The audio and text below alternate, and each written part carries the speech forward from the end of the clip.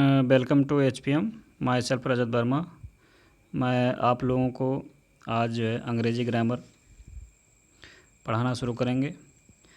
सबसे पहले आपको अगर अंग्रेज़ी ग्रामर जानना है तो कुछ बिंदु इसमें हैं जो बेसिक स्तर पे हैं, वो जानना ज़रूरी है।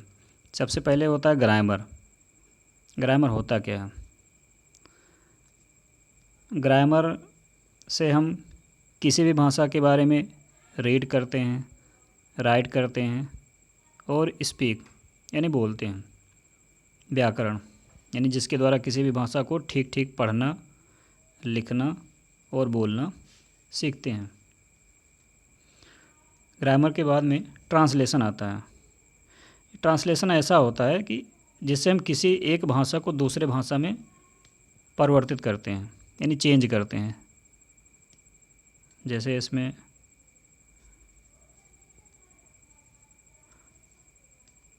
One language to other language, एक भाषा से दूसरे भाषा में हम चेंज करते हैं। ट्रांसलेशन। अब ट्रांसलेशन करने के लिए ग्रामर की आवश्यकता पड़ती है, जो भी बताया गया है, रीड, राइट, स्पीक। ट्रांसलेशन के बाद में आता है सेंटेंस। सेंटेंस अगर आप बेसिक स्तर पे देखोगे तो दो प्रकार से हम समझ सकते हैं। जैसे सेंटेंस अगर आप देखेंगे तो group of word which express a actual meaning। Kind of sentence में देखेंगे, जैसे मैंने बताया कि दो तरीके से हम समझ सकते हैं। सबसे पहले तरीके में अगर हम इन्हें डिवाइड करेंगे तो affirmative, negative, interrogative A, interrogative B, interrogative plus negative A, interrogative plus negative B part. ये जो 6 प्रकार का है, जब भी हम ट्रांसलेशन करेंगे तो इनकी आवश्यकता सबसे ज़्यादा पड़ती है। तो अगर हमें अनुवाद करना है, ट्रांसलेशन करना है, तो इन 6 प्रकार के सेंटेंस को अच्छे तरीके से समझना है। अब अगर हम अफर्मेटिव की बात करते हैं तो अफर्मेटिव का मतलब होता है सकारात्मक, साधारण वाक्य। जैसे राम बाज़ार जाता है, सीता मंदिर जाती है, Ram goes to the market. ये सिंपल अफर्मेटिव होता है। दूसरे प्रकार में नेगेटिव, जिसे हम नकारात्मक कहते हैं। इसका मतलब कोई भी वाक्य अगर दिया होगा उसमें नॉट शब्द का मेंशन होगा या नहीं शब्द का हम हिंदी में प्रयोग करेंगे। जैसे राम बाज़ार नहीं जाता है, यानी नहीं शब्द से हमें समझ में आ जाएगा कि नकारात्मक वाक्य है, नेगेटिव वाक्य है। इंट्रोगेटिव ये पार्ट, इंट्रोगेटिव ये पार्ट का मतलब होता है प्रश्नवाचक वाक्य। प्रश्न कोई करता है जिससे हमें जो है पता चले, प्रश्न पूछा जा रहा है। अगर हम हिंदी वाक्य से इसका पहचान करेंगे तो हमेशा इसमें क्या शब्द लगा रहेगा, और जब भी अंग्रेजी अनुवाद करेंगे तो उसमें सहायक क्रिया सबसे पहले आएगी। इससे हम पहचान करते हैं इंट्रोगेटिव बी पार्ट है।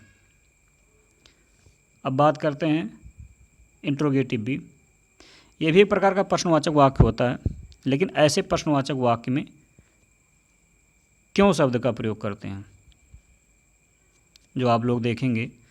जैसे राम बाज़ार क्यों जाता है। इसके बाद में अब आता है इंट्रोगेटिव प्लस निगेटिव ए पार्ट। इंट्रोगेटिव ए प्लस निगेटिव ए पार्ट का मतलब होता है, इंट्रोगेटिव मतलब प्रश्नवाचक वाक्य, निगेटिव का मतलब होता है नकारात्मक। इसका मतलब जो है ये दो प्रकार के सेंटेंसों का, वाक्यों का विलय होता है। अगर हम हिंदी से इसे समझेंगे तो इसमें क्या, धन नहीं का प्रयोग होता है। इस तरह से वाक्य को देख के हम पहचानेंगे कि इंट्रोगेटिव प्लस निगेटिव ये पार्ट है। अर्थात ऐसे वाक्य को अंग्रेजी अनुवाद करेंगे तो सहायक क्रिया सबसे पहले आएगी तथा नॉट का प्रयोग हम बीच में करेंगे या मध्य में करेंगे। इसके बाद में आता है interrogative plus negative B part. ये भी इसी तरीके से, बट इसमें यह देखा जाएगा कि प्रश्नवाचक वाक्य के साथ नकारात्मक है, और प्रश्नवाचक वाक्य जब हम देखेंगे तो इसमें व्हाई यानी हम क्यों का प्रयोग करेंगे। जैसे आप देखेंगे कि इसमें क्यों धन नहीं का प्रयोग किया गया, यानी ये वाक्य जब भी हम बनाएंगे तो इसकी पहचान क्यों धन नहीं से होगा, और जब भी इसका ट्रांसलेशन करेंगे, अनुवाद करेंगे, तो व्हाई और नॉट का हम प्रयोग करेंगे।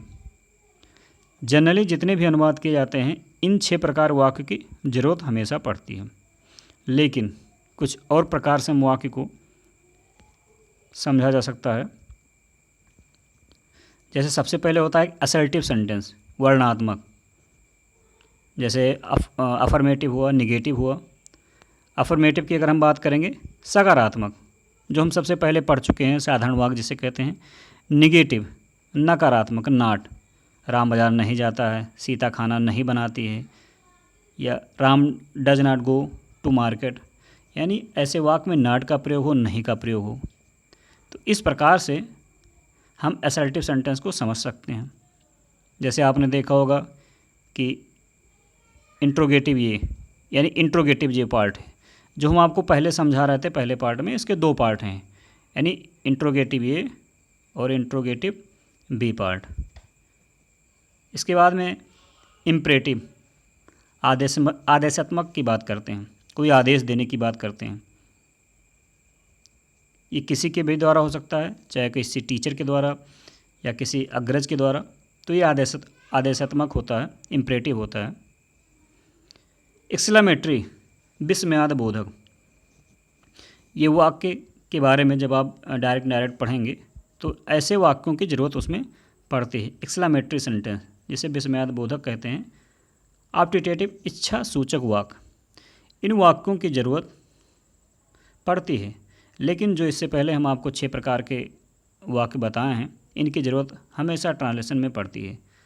जब भी आप किसी बोर्ड परीक्षा में बैठते हैं तो ऐसे आपको पैसेज मिलते हैं जिनका अनुवाद करना पड़ता है। अब जब भी अनुवाद करेंगे तो कुछ मुख्य बातों पर ध्यान देंगे जिसे हमें जानना ज़रूरी है। सबसे पहले ग्रामर। आपने देखा होगा कि हम अंग्रेजी पढ़ते हैं लेकिन उसका मीनिंग नहीं जानते, मतलब नहीं जानते हैं। तो किसी भी चीज़ के बारे में अगर हमें पढ़ना है तो उसका मीनिंग, मतलब पता होना चाहिए, कंसेप्ट क्लियर होना चाहिए। ट्रांसलेशन मतलब अनुवाद। सेंटेंस जैसे अभी आपने पढ़ा, इसका मतलब वाक्य होता है। वर्ड्स का मतलब शब्द, सब्जेक्ट का मतलब कर्ता। ऑब्जेक्ट आप देखेंगे, ऑब्जेक्ट का मतलब कर्म, अदर का मतलब अन्य। ऑक्सिलरी वर्ब सहायक क्रिया, हेल्पिंग वर्ब को भी सहायक क्रिया करते हैं, बस इसका नाम अलग है। मेन वर्ब जिन्हें मुख्य क्रिया कहते हैं। अब मुख्य क्रिया की 3 अवस्थाएं पढ़ेंगे आपको सारी डिटेल पढ़ाई जाएगी, जैसे MB first form, MB second form, MB third form. ये मुख्य क्रिया 3 अवस्थाएं होती हैं। वर्तमान काल, भूतकाल, भविष्य काल में इन सब का प्रयोग किया जाएगा। फिर आप देखेंगे नीचे एकदम टेंस के बारे में बताया गया है, यानी काल और क्रियाएं। इन सब छोटे छोटे जो ये शब्द होते हैं, इनके जब हम अनुवाद करेंगे तो इनकी हमें ज़रूरत पड़ती है, तो इनके बारे में आपको जानना है। Thank you. हमने ग्रामर की, व्याकरण की आप लोगों के लिए एक सीरीज श्रृंखला स्टार्ट की है। इसके अंतर्गत आप चाहे बेसिक स्तर से हो, चाहे क्लास 6 के स्टूडेंट हो, या 7th या 8th 9th या हायर स्टूडेंट, आप बेसिक जानकारियाँ सीख सकते हैं। ग्रामर जो है आपको सिक्वेंशियल में पढ़ाया जाएगा बेसिक स्तर पे। इसके बाद में आपको translation, change Hindi into English, active passive, direct indirect, synthesis, syntax, transformation of sentence, ये सब सारी जानकारी आपको इसी चैनल के माध्यम से मिलती रहेगी। कल इसका नेक्स्ट सीक्वेंस अपलोड किया जाएगा।